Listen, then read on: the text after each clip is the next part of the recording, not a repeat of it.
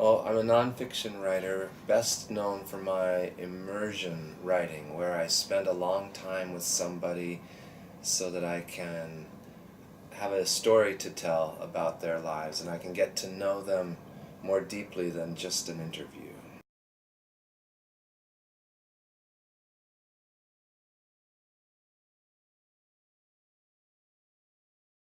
Yes, I was interested in journalism before I took this journey, but encountering anthropology helped me see that I could take my journalism further, that it could be deeper than what I knew, and that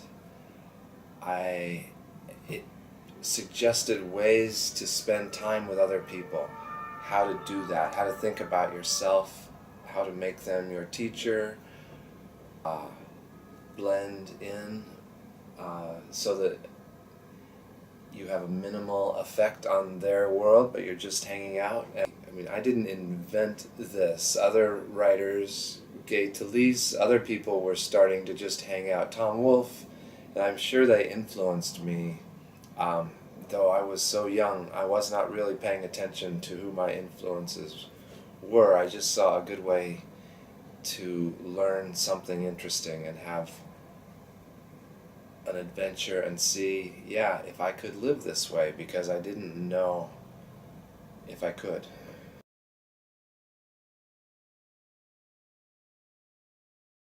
It's quicker than anthropology, and also you can tell the story like a story. The analysis is less important than introducing people and getting to know the people. Yeah.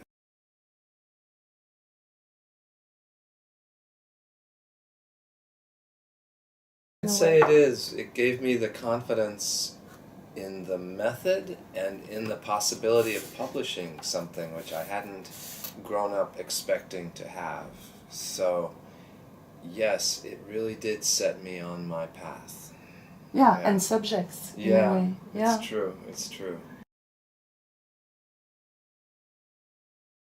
At a certain point, I guess you go meta, right? So Yeah. yes, I'm writing about writing and how things that have worked for me and things that haven't worked, and all of the ethical issues you encounter and the practical challenges of being with people who are not like you, and yeah, so that's comes out in the United States later this year.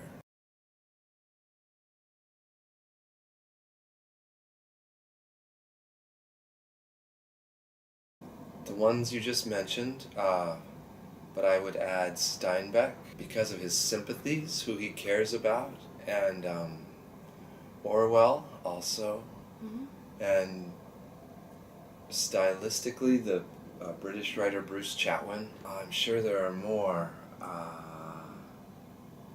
Those are the ones that come to mind immediately. If I think of more, I'm going to interrupt you and add them.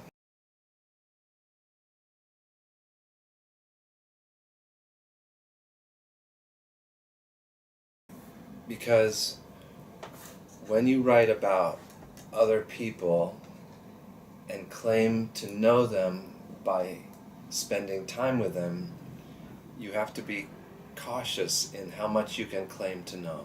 So I had an aunt who told me when she heard I'd been riding the rails, "Oh, you became a hobo, and now you know you can always get by." And I thought, well, I think you might be right, I can always get by, but I didn't become a hobo because I could leave. I could go home. I could call my parents. They would send me money. So as long as you have that, you don't understand homelessness in the same way. And so I like to think, you know this phrase, participant observation? So any journalist or anybody can approach a topic. You start as an observer and you read about it, and then you meet those people, and then you spend a few days with them, and then maybe you take a trip with them, and you come very close to participant but then you go back and you write from a place around here where you have enough distance to have to be able to explain. And if you go all the way, I think you lose your ability to explain certain things to a general audience. And so I like to come very close, but then I do think it's important to step back. And with John Howard Griffin, obviously he crossed a very great distance in being seen as a black person and in spending time with them. But there is that scene in the book where he looks at himself in the mirror and says, I had become a Negro. And clearly, today no one would make a claim like that. I don't fault him. It was early, and nobody, these things are kind of new. And I admire him in so many ways, but no, I do find it's insulting to groups of people if an outsider comes in and says, I understand everything, right? It's insulting. So you have to be respectful and conservative in your claims.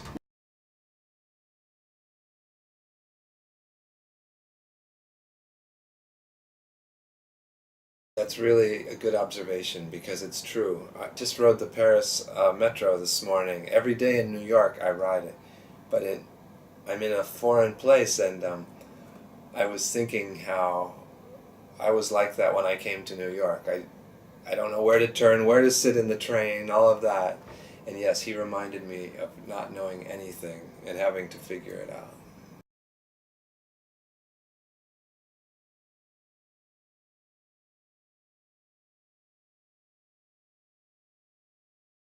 I think that's an important role for a journalist or a writer, is to be in solidarity with people who don't have a place at the table. It's also important that they speak for themselves. We're not so different, you know. We care about the same things. You deserve the same things that I have, and yeah, so that does underlie all of these projects, the idea that we can understand each other and we speak the same language.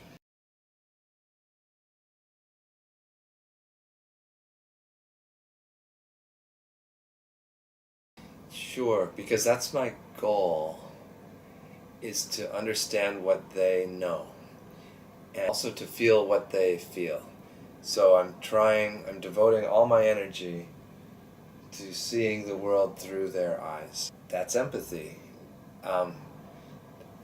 The word with in English suggests some sympathy, like I feel sympathy with that homeless person. I'm going to give him some money. But if you are out of money and you're sitting on the street with that person, that's empathy, and that's where I try to get to write my book.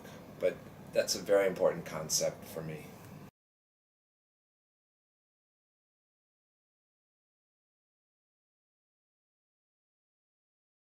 I try to quote them as much as I can, and another benefit from the one you mentioned is then it becomes more like reading a novel with characters who have their own opinions and can speak for themselves. So yeah, I try to quote as much as I can.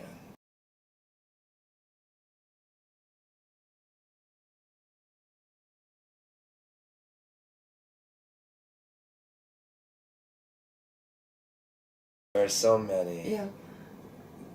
The only one I don't like that is of those labels is creative nonfiction, because it suggests a larger role for the imagination than I'm comfortable with. I think of myself as a documentarian, but I'm proud to be a journalist, and I guess I would call it narrative journalism, or long form nonfiction, one of those two.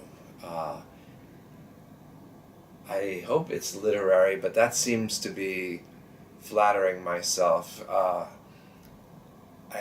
want to write a journalism that conveys more than just the facts. I want the texture of life, and I want language that is as rich as what fiction writers use, because we, as journalists, we have so much to learn from good fiction writers. And they're the best storytellers, and the good ones pay close attention to language. And for too many journalists, there's simply a thought, you need to tell the facts. That's your job. But I think we can be better than that.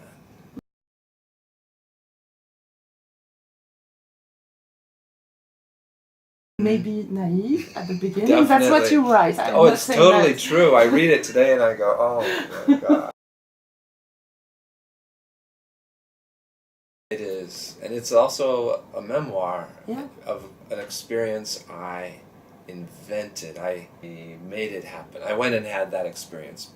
So it's not a passive experience, but it is very much, yes, you're right, like a Bildungsroman.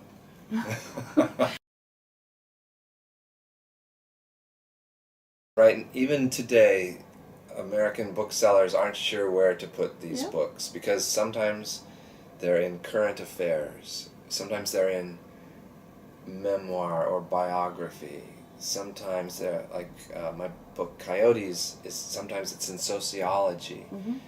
Occasionally a big bookstore has travel writing, and sometimes this book has been in travel writing, but the same with Coyotes.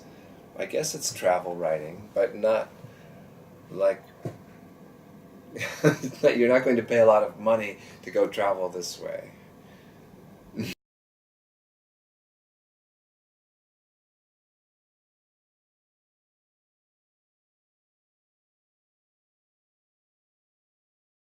No, it's frightening, and it's illegal, and you are at risk from the train, the physical vehicle, and the police, and then other people you might meet. They're not all good people, and some of them like to fight, and some of them you need to be careful. You can have a wonderful experience, but you have to keep your eyes open, and you have to be strategic. Sometimes you think, oh, it was nice to meet this person, but I think I'll keep going and meet somebody else.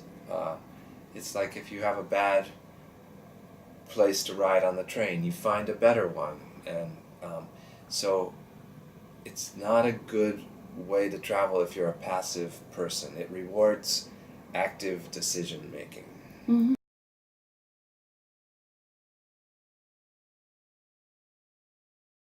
No, that was a premature declaration that I would like to retract. So, recently I helped raise some money for a documentary film called Freeload, made by a very interesting man who traveled with his cameras and sound equipment on trains for 2 years, and got to know a number of today's hobos who are mostly punk anarchists. They're young people, lots of tattoos, often tattoos visible on their face, their neck, their hands, where college students don't put their tattoos, and living a hobo life, but with a different ethic than the guys I met, who were still very much saying they were looking for work, talking about a code of the road where people share and you have a partner. And those ideas, they live on, but they seem old-fashioned when you meet some of the current writers who are more upfront about not wanting to work, or they're truly disaffected. They don't want to be part of today's society. It's corrupt, it's hypocritical, they can't stand people, they want a life without pressure and without expectation, and they find it on the rails. So that's always been a strain of the hobo. So I think there's still the hobo. Well, thanks. I do think to understand a character, you try to find out as much as you can about their past, and they don't always tell you. They don't always tell you the truth, but usually if you tell them about yourself, they'll tell you something about them. And so I focused on that. I tried to find out about Lonnie and how he'd spent his life, and Pistol Pete and BB and Forrest and Bill, who was the Vietnam veteran. They all had such interesting lives. I think that's another good curiosity for a writer. If I want to learn about your life before Diacritik, right? You might want to talk about it, because people like to talk about themselves, and that's my research. So yeah, sometimes just listening is a good way to be with people, and they appreciate it.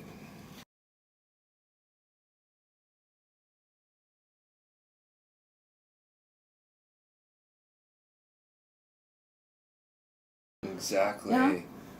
I still don't know. That guy, he said he was a paratrooper. I don't know. In a way, maybe it doesn't matter. It's the story he's telling. It's the story I pass along. Yeah. It sets it in a moment in time, right? It's funny. I was thinking about that yesterday in my book, New Jack. I'm talking to a prisoner about the morning Princess Diana was killed. And yes, so that's the historical context. But with John Lennon, it was particularly affecting to me, because he was, as you know, killed by a stranger. And when you're writing the rails, that's who you fear. It's a stranger who's sick. And so there's a real... that fear plays a role in hobo culture. Yeah. Book in the French edition. For the first time, it's never in no other edition has had pictures. Oh. It's the very first. Yeah.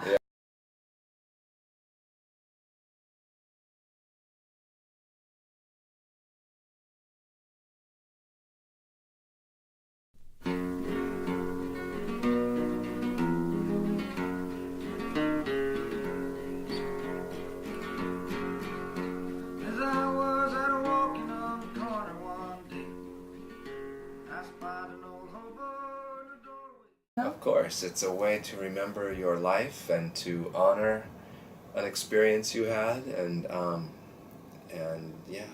honor a culture you visited. So it's definitely true. Still, if I hadn't taken the photograph, we wouldn't have the picture of Sheba Sheila Shields or some of the other characters in the book. So I like that hobo's idea. You don't need a camera. You need to pay attention. That's true. But you can also have a camera and pay attention.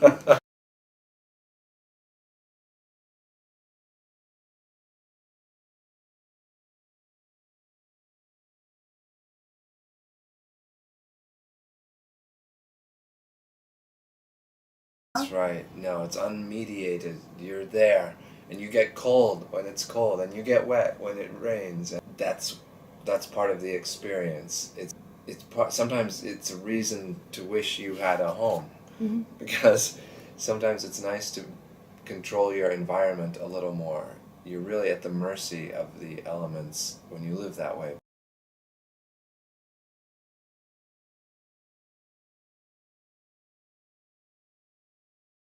That's right. No, a town leaves an impression on all of us, right? And it depends on who we are there. Are we in a respected position? Are we in a bad position? And so they're just like anybody else. The hobos remember which towns they got arrested in, which towns they got good food in. But it is funny to hear Denver described as a good town for eating, by which they mean lots of free food. And I'd never thought of it like that. I think, oh, the Mexican food? What food are you talking about? And they're just talking about the free food. Yeah. Yeah, they kind of are. It's true. It's true.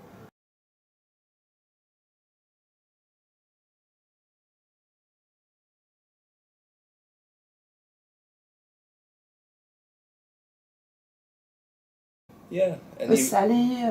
right, it's a particular argot of that world that identifies people to each other. They speak the same language, and it also lets you talk very specifically about things. So might refer to a rescue mission, but if you were a hobo, you would say it's a Sally or a Salvation Army.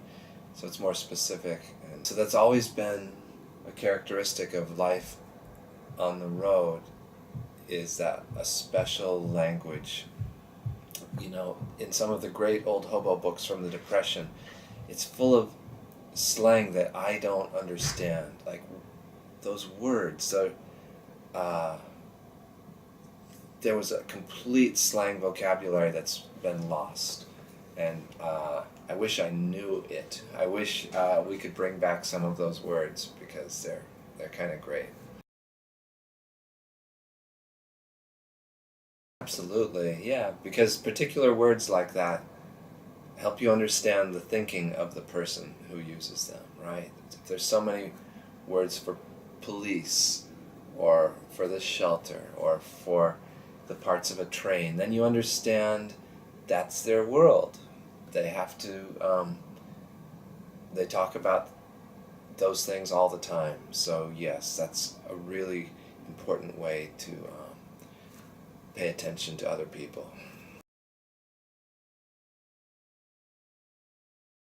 Yeah, well, and also speaking of rhythm, if you know American music, how important trains are, and the train beat, that rhythm of a train, you hear it in so many songs, but also even in songs that don't have that train rhythm, there's the imagery of this myth of this lonely train crossing the landscape and creating the country, and so the hobos were sort of the scouts on those trains, the ones out there encountering it first and most directly, where the people in the cities who financed the railroads and made it all happen understand it less well in a certain way. Rage in this book. Absolutely. There's many of them are very racist, and racism is an anger and a rage against other people, and there's no question. As you may remember, they don't even consider Mexicans on the scale of hobos. There's the good hobos and the bad hobos, and then there's Mexicans. And it was so clear to me that the Mexicans were the good hobos. They were traveling to work, and so why aren't they recognized? And I guess you only have to go as far as Donald Trump to understand why they're not recognized. It's the same reaction to strangers and to otherness. Though often I think these feelings are strongest among poor ethnic groups, right? Like some of these hobos might have been in economic competition with some of the migrants. And it takes a larger view to accept that, well, we're all in this together. It's a different thing to be a politician manipulating those group feelings against each other.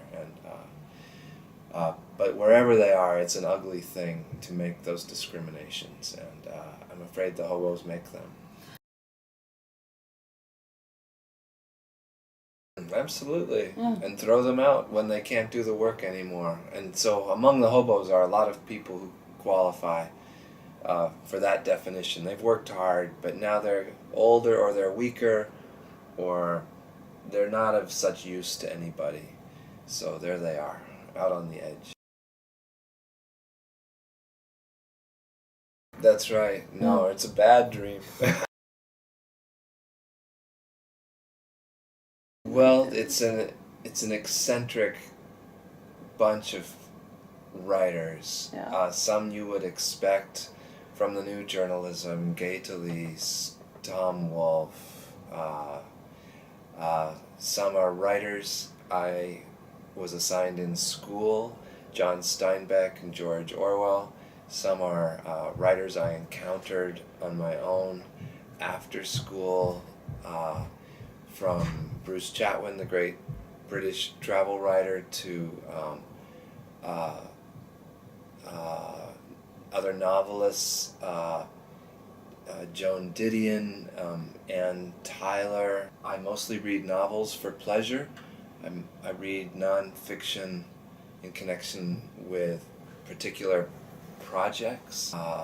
Adrienne LeBlanc, Tracy Kidder are nonfiction writers I admire a lot. And back when I was in high school, I